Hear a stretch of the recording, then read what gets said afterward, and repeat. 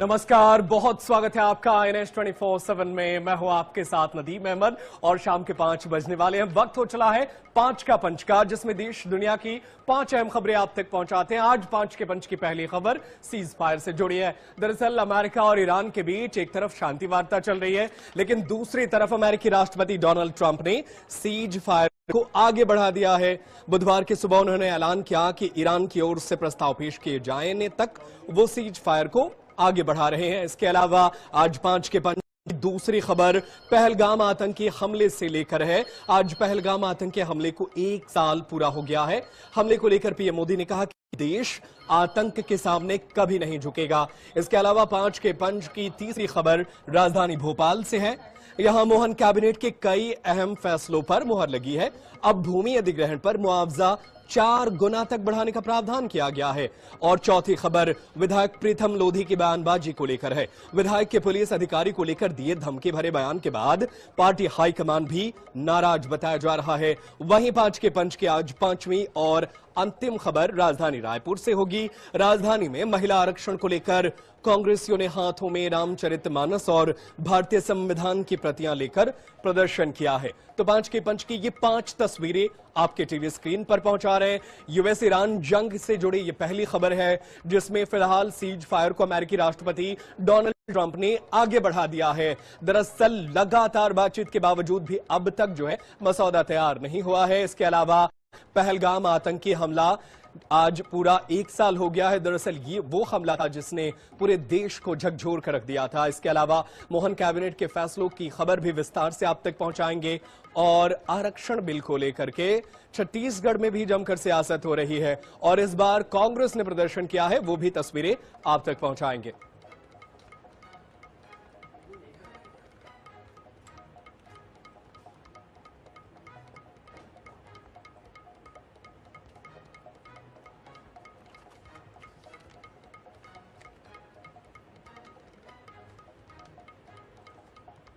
और चलिए अब वक्त हो चला है 5 के पंच की तमाम खबरों को विस्तार से आप तक पहुंचाने की।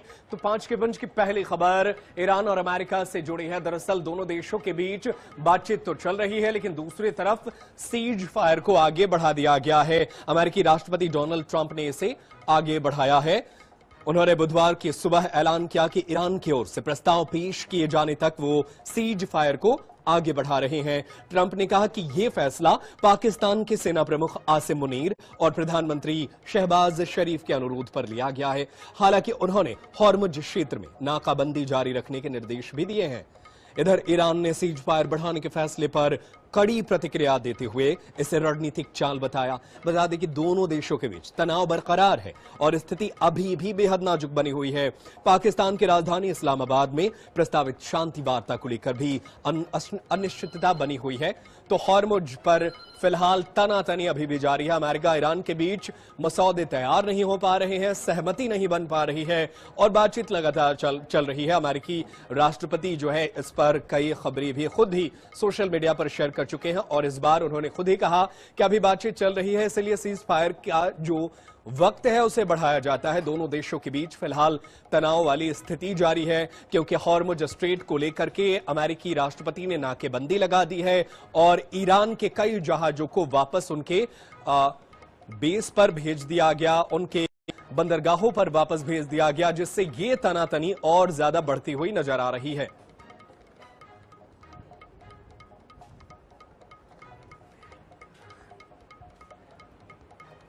और चलिए इसी पर चर्चा करने के लिए कर्नल रिटायर्ड सिद्धार्थ बोस हमारे साथ जुड़ गए हैं। उनका रुख कर लेते हैं, रक्षा विशेषज्ञ हैं। सर, ये बातचीत तो एक तरफ चल रही है, आपसे अहम सवाल में मैं ये समझना चाहता हूं कि बातचीत हो रही है और नतीजे भी नहीं निकल रहे हैं। खुद अमेरिकी राष्ट्रपति कहते हैं कि चलिए भाई, हम जो है वो इस समय को और आगे बढ़ाते हैं, सीज फायर को और बढ़ाते हैं। क्या समझा जाए? अमेरिका अभी भी चाहता है क्या कि ईरान जो है उसकी बातों को मान ले, भले 10 दिन और ले ले? जय हिंद, वंदे मातरम। मेरा तो ये विचार है कि ये जो है, ये डोनाल्ड ट्रंप के दिमाग में क्या चल रहा है ये कोई नहीं कह सकता है। लेकिन ये जो सीज फायर हुआ, ये 8वीं बार ये खेल खेल रहा है और मुझे नहीं लगता इसका कोई नतीजा निकलेगा, या युद्ध विराम जो बोला है इसका कोई, जब हॉर्मुज स्ट्रेट ही खुला नहीं है, उसने नाकेबंदी कर रखी है, तो युद्ध विराम का क्या मतलब हुआ।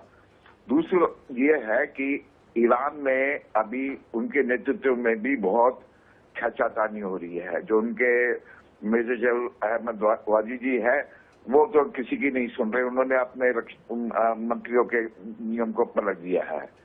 तो अभी कहना बड़ा मुश्किल है कि ये युद्ध विराम का होगा, कैसे होगा, नहीं होगा, ये कहना बड़ा मुश्किल है। और अगर डोनाल्ड ट्रंप ये सोच रहा है कि ईरान दब जाएगा, तो वो तो दबेगा नहीं, और हॉर्मुज स्ट्रेट वो खोल नहीं रहा है, तो ये कैसा सीज फायर है, इसका कोई मतलब नहीं है। बिल्कुल, इस सीज फायर को लेकर भी सही में कई संदेह हैं, लेकिन सर मैं ये समझना चाहता हूं कि हॉर्मुज को लेकर के दुनिया के दो देश जो है वो पूरी दुनिया को इस समय उलझाए रखना चाहते हैं। ईरान भी हॉर्मुज को लेकर के पूरी दुनिया को परेशान करता है, अब अमेरिकी राष्ट्रपति खुद नाकेबंदी करते हैं। तो ये शांति की बात जो ट्रंप करते हैं वो किस तरीके से करते हैं, पूरी दुनिया तो यही समझ नहीं पाई है। आपने बिल्कुल सही फरमाया है कि अब ये जो है, ये दोनों ने अपना वो ठान लिया है। एक वो ये, अब ईरान भी देखिए, ईरान अभी बोलता है कि मैं चाइना को दे दूंगा, लेकिन जो पहले अमेरिका गेम खेल रही थी कि इनके साथ में मिडिल ईस्ट के साथ कि पेट्रोल डॉलर में हुआ जाए, अभी ये बोलता है कि चाइना बोलता है कि नहीं, अभी वो पेट्रोल युआन हो सकता है, जिसको ईरान ने मान भी लिया है। तो अब ये बढ़ गया है, और इसमें सिर्फ ईरान नहीं, मिडिल ईस्ट के जो दूसरे भी देश हैं उनको भी फर्क पड़ेगा।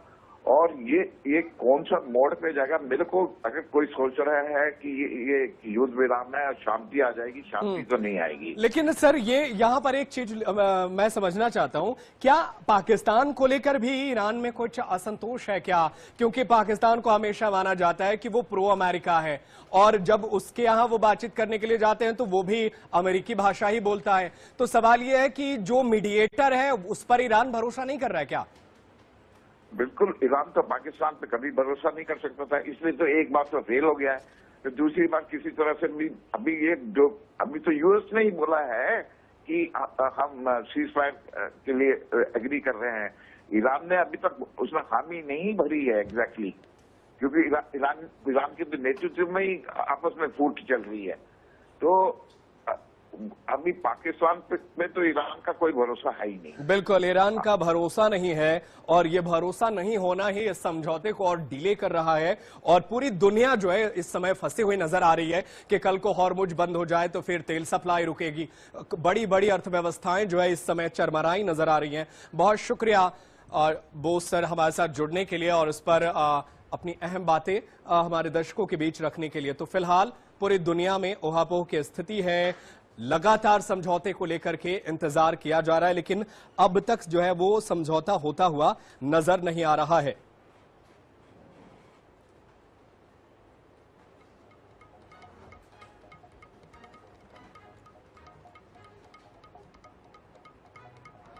और चलिए खबरों में आगे बढ़ते हैं और 5 के पंच की दूसरी खबर आप तक पहुंचाते हैं। दूसरी खबर पहलगाम हमले से जुड़ी है।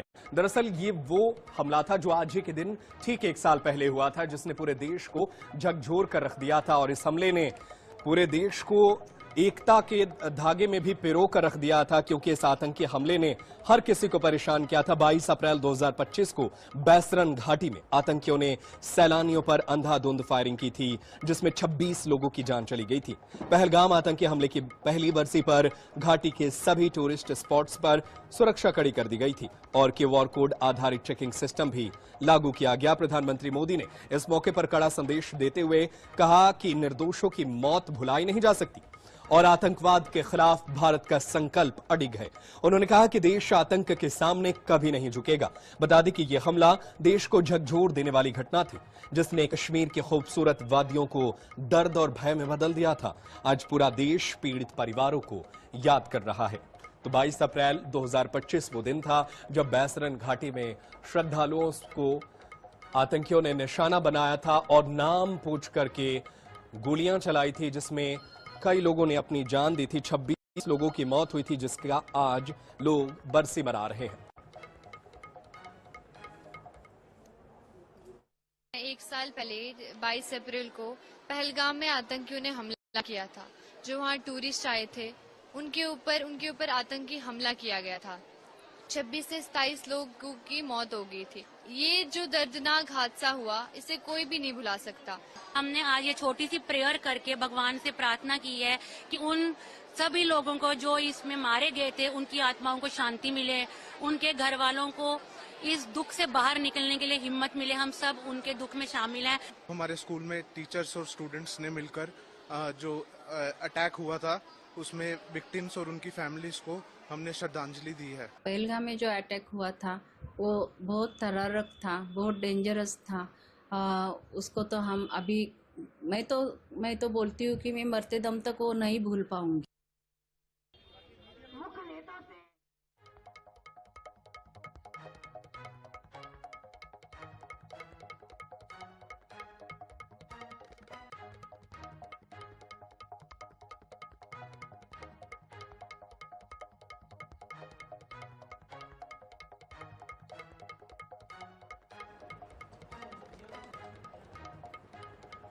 और चलिए खबरों में आगे बढ़ते हैं और 5 के पंच की तीसरी खबर आप तक पहुंचाते हैं। तीसरी खबर राजधानी भोपाल से, जहां पर मुख्यमंत्री डॉक्टर मोहन यादव कैबिनेट की अहम बैठक हुई और इस बैठक में सरकार ने कई बड़े फैसले लिए हैं। फैसलों की जानकारी मंत्री शिवाजी पटेल ने मीडिया के सामने दी। उन्होंने बताया कि सरकार ने किसानों के लिए बड़ा निर्णय लेते हुए भूमि अधिग्रहण पर मुआवजा 4 गुना तक बढ़ाने का प्रावधान किया है। कैबिनेट ने फैक्टर 2 लागू करने का फैसला किया है। इसके तहत ग्रामीण क्षेत्रों में किसानों को जमीन अधिग्रहण पर 4 गुना तक मुआवजा मिलेगा। इसके अलावा 33,000 करोड़ से अधिक के विकास कार्यों को मंजूरी दी गई है। सिंचाई परियोजनाओं के जरिए लाखों हेक्टेयर भूमि को लाभ पहुंचाने का लक्ष्य रखा गया है, जिसमें इंदौर और छिंदवाड़ा की योजनाएं शामिल हैं।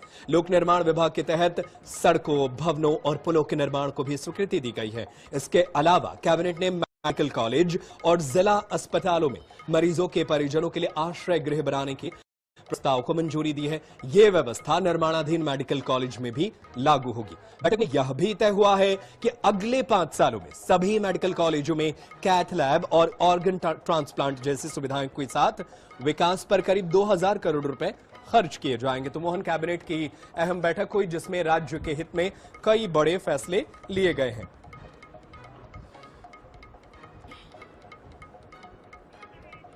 हमारे किसान बंधुओं की, किसान संगठनों की बहुत लंबे समय से ये मांग थी कि जो भी शासकीय निर्माण कार्य होते हैं, सार्वजनिक निर्माण कार्य होते हैं,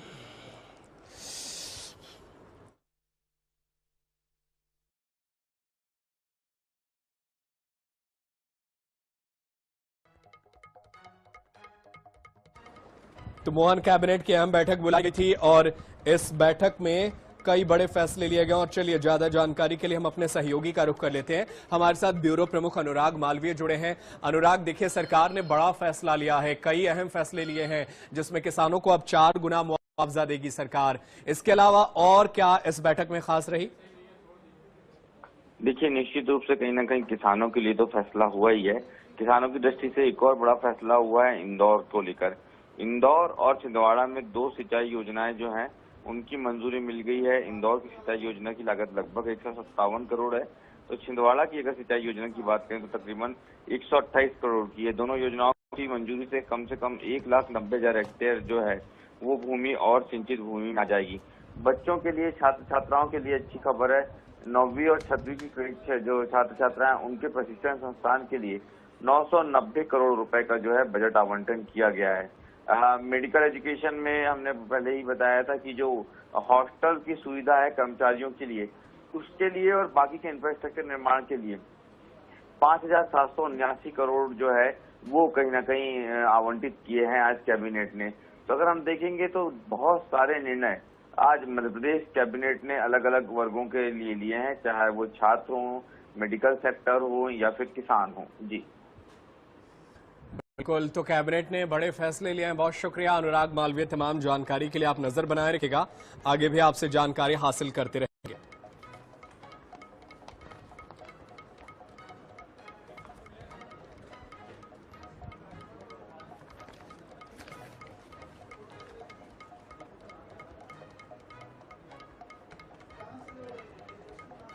और चलिए बिना देरी के खबरों में आगे बढ़ेंगे और 5 के पंच की चौथी खबर आप तक पहुंचाएंगे।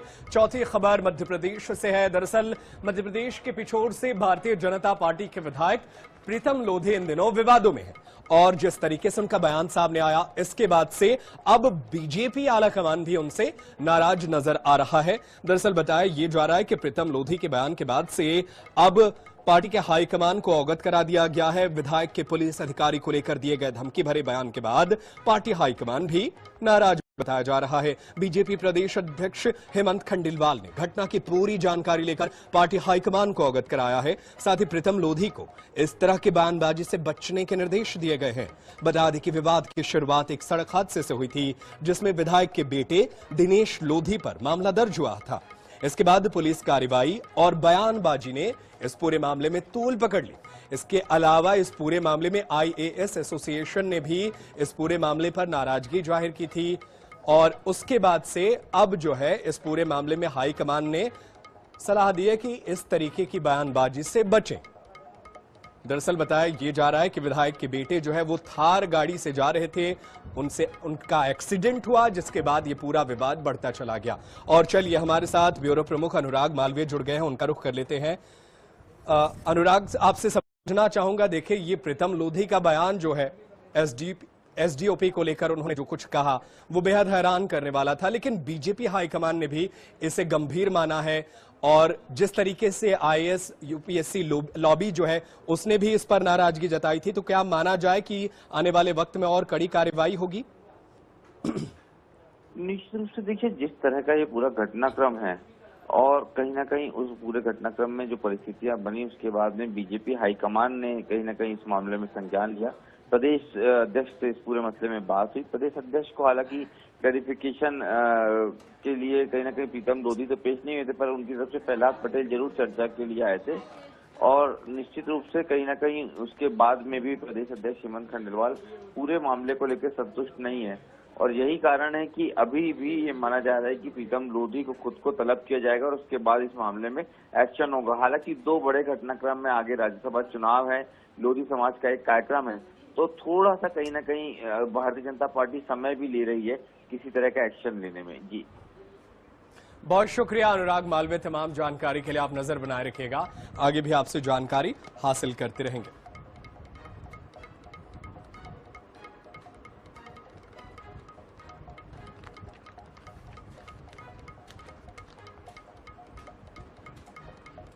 और चलिए खबरों में आगे बढ़ते हैं और 5 के पंच की 5वीं और अंतिम खबर आप तक पहुंचाते हैं। खबर राजधानी रायपुर से। दरअसल महिला आरक्षण बिल को लेकर एक तरफ जहां बीजेपी ने प्रदेश में प्रदर्शन किया, तो वहीं अब दूसरी तरफ कांग्रेस भी प्रदर्शन करती हुई नजर आ रही है। कांग्रेस भी सड़कों पर नजर आई। राजधानी रायपुर में महिला आरक्षण को लेकर कांग्रेस ने अनोखा प्रदर्शन किया। अंबेडकर चौक पर बड़ी संख्या में कांग्रेसी इकट्ठा हुए और केंद्र राज्य सरकार के खिलाफ प्रदर्शन किया, जिसमें कांग्रेसियों ने हाथों में रामचरितमानस और भारतीय संविधान की प्रतियां लेकर प्रदर्शन किया। इस दौरान पूर्व विधायक विकास उपाध्याय ने कहा कि रामचरितमानस और संविधान की प्रतियां पूर्व सांसदों, राज्यसभा सदस्यों और उप मुख्यमंत्री अरुण साव को डाक के माध्यम से भेजी जाएंगी और उनसे कसम खाने के लिए बोलेंगे कि क्या 2023 में महिला आरक्षण बिल नहीं आया। साथ ही कहा कि बीजेपी महिला आरक्षण के नाम पर परिसीमन बिल पास कराना चाहती थी।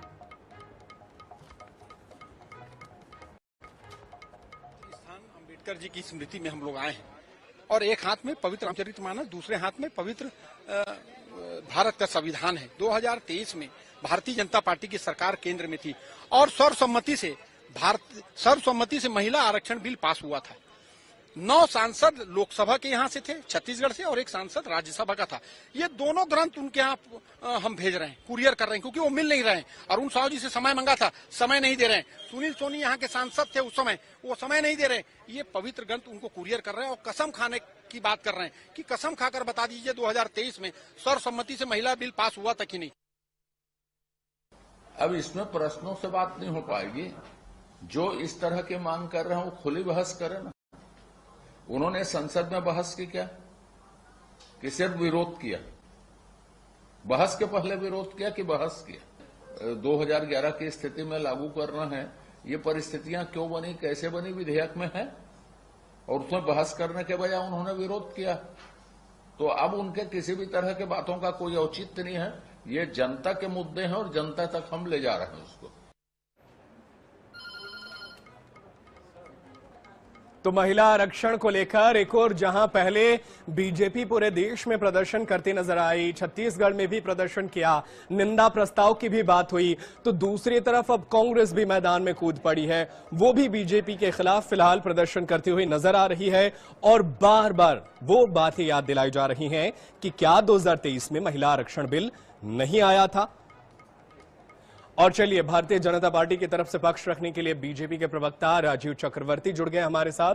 उनका रुख कर लेते हैं। राजीव चक्रवर्ती जी, आप ही जवाब दे दीजिए, बता दीजिए ना कि 2023 में महिला आरक्षण बिल पास नहीं हुआ था क्या? वो आपको इस कानून के बारे में बताने के लिए रामचरितमानस भेजने वाले हैं, उस पर कसम खाकर पूछने वाले हैं कि बताइए पास हुआ है कि नहीं हुआ है? देखिए, कांग्रेस की गले खुल चुकी है। टीएमसी और जो संयुक्त विपक्ष था, जो भानुमति का कुनबा था, वो कुनबा परस्ती राजनीति के लोग अपने घर की महिलाओं को सोचते महिला, और भारतीय जनता पार्टी आधी आबादी आधी जो अधिकार है उसके लिए उन्हें अधिकार देना चाहती है। तो इसके लिए यूं वो महिला आरक्षण अधूरा है जब तक उसमें परिसीमन न हो जाए, उसमें सीटों की बात पूरी न हो जाए, तब तक वो महिला आरक्षण। तो यही तो फंस रहा है ना सर, महिला आरक्षण तो वो भी तैयार है देने के लिए। आप कह रहे हैं पहले 850 जब तक सीट नहीं होगी तब तक नहीं देंगे, 543 में से दे दीजिए। कांग्रेस तो यही कहती है। जब तक फुल पुख्ता कोई भी बात होती है, कोई भी कानून होता है, कोई भी धाराएं जब सदन से सरगर्भित रूप से निकलती है 2/3 बहुमत के साथ, तो उसमें सारी बातों को बार बार अलग अलग सदन बुलाकर अलग अलग समय नष्ट करके नहीं किया जाता है। पूर्णता जो रहती है उसमें पूर्णता तभी रहती है कि जब हम सदन में पूरी संख्या बल को भी समायोजित कर ले, परिसीमन को संयोजित कर ले। मतलब जब तक 800 नहीं होगा तब तक आप नहीं देंगे, 543 में नहीं देंगे आप? जी, उसमें देना संवैधानिक रूप से भी पैंच है धारा 17 का, इसीलिए हम चाहते थे कि पूरी सारी डिग्निटीज और पैरामीटर पूरा करने के बाद, प्रोटोकॉल पूरा करने के बाद दिया जाए। लेकिन कांग्रेस और जो अन्य दल है, विपक्षी दल, वो चाहती है कि भारतीय जनता पार्टी को इसका राजनीतिक लाभ न मिल जाए। उनकी मंशा है कि जिस प्रकार से धारा 370 को हटाया गया, जिस प्रकार से राम मंदिर बनाया गया, तो श्रेय की राजनीति का डर है, जबकि हम श्रेय नहीं चाहते, हम अधिकार देना चाहते हैं। और अधिकार देने के पीछे कांग्रेस पार्टी को बहुत दर्द है, बहुत दुख है। अब इस बात को लेकर हम सदन में जाएंगे और सदन से लेकर सड़क तक की लड़ाई लड़ेंगे, और तब तक देखा जाएगा जो कांग्रेस पार्टी। सर, आप सत्ता में हैं, अब अगर आप ही सड़क की लड़ाई लड़ेंगे तो विपक्ष क्या करेगा? जिस समय आपके गठबंधन के साथियों की सदस्य संख्या जो है 350 थी, उस समय इस कानून को पास करा लेना चाहिए था। खैर, मैं लौटूंगा आपके पास। सुरेंद्र वर्मा कांग्रेस पार्टी के पक्ष रखेंगे, वो जुड़ गए हैं। सुरेंद्र वर्मा जी, देखिए, श्रेय लेने की राजनीति की बात कर रहे हैं वो, उनको आपको लग रहा है कि आप जो है वो डरे हुए हैं, बीजेपी पास करा देगी तो उसको इसका लाभ मिल जाएगा। तो सच्चाई क्या है? आप लोग बस श्रेय की राजनीति की वजह से रोक रहे हैं क्या? भारतीय जनता पार्टी के राजनीतिक पाखंड को देश की महिलाएं जान चुकी है। जब 2023 में महिला आरक्षण संशोधन विधेयक आया था, 334A जोड़ा गया था, सर्वसम्मति से पास हुआ। 20 तारीख को 20 सितंबर 2023 को लोकसभा में पास हुआ, 21 सितंबर 2023 को राज्यसभा में पास हुआ, 28 सितंबर 2023 को महामहिम राष्ट्रपति के हस्ताक्षर भी हो चुके थे। और उसी समय हमारी पार्टी के लोगों ने कहा जब जैसे संख्या बाद में परिसीमन में बढ़ेगी उसे अनुपात पे मिले, लेकिन वर्तमान में जो 543 सीटें हैं उस पर आप आरक्षण दीजिए। जो फ्रीज का पीरियड है अटल सरकार में, जो आखिरी बार जो 2001 में 25 साल के लिए बढ़ाया था, वो भी अब खत्म हो गया है। तत्काल आरक्षण का लाभ ये क्यों नहीं देना चाहते? 3 साल तक वो नोटिफिकेशन तक रोक के रखे थे। नोटिफिकेशन भी जब संशोधन विधेयक ये लाते हैं, विधानसभा में जब चर्चा शुरू हो जाती है 16 तारीख को अप्रैल के महीने में, तो अभी सुरेंद्र हमने वर्मा देखा जी, सवाल यह है ना कि जब आप उस समय भी समर्थन किए थे, इस बार भी कर देते, आज नहीं तो कल इस देश में परिसीमन तो करना पड़ेगा ना। आबादी बढ़ रही है, हर लोकसभा क्षेत्र में जो है लोगों की संख्या जो है वो बढ़ती जा रही है, तो परिसीमन भी तो जरूरी है ना। तो इस पर कब बातचीत होगी वो देखने वाली बात होगी। खैर, वक्त का तकाजा है, समय का अभाव है। बहुत शुक्रिया सुरेंद्र वर्मा, राजीव चक्रवर्ती, आप दोनों का हमारे साथ जुड़े और इस पर अपना पक्ष रखे। तो महिला आरक्षण पर एक तरफ जहां बीजेपी प्रदर्शन कर रही थी, तो वहीं अब मैदान में कांग्रेस भी उतर आई है। वो भी प्रदर्शन करके बता रही है कि बीजेपी किस तरीके से लोगों को गुमराह कर रही है, और बीजेपी कह रही है कि कांग्रेस जो है उसने जो है महिला आरक्षण पास होने नहीं दिया। तो लगातार इस पर सियासत जारी है। फिलहाल 5 के पंच में आज के लिए इतना ही, लेकिन देश दुनिया की खबरें लगातार जारी है। आप देखते रहिए INS 24/7। धन्यवाद।